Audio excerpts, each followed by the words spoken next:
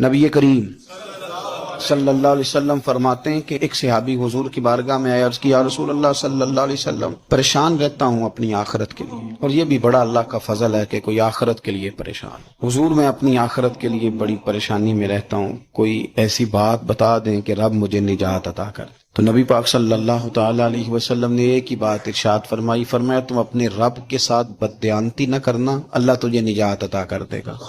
عرض کی یا رسول اللہ صلی اللہ علیہ وسلم اللہ کے ساتھ بددیانتی اور خیانت کیا ہے؟ لوگوں کے ساتھ تو معاملہ سمجھ میں آتا ہے کہ کسی نے کوئی رقم رکھوائی، کوئی ڈیوٹی دی، کوئی ذمہ لگایا، پورا نہ کیا تو بددیانتی ہو۔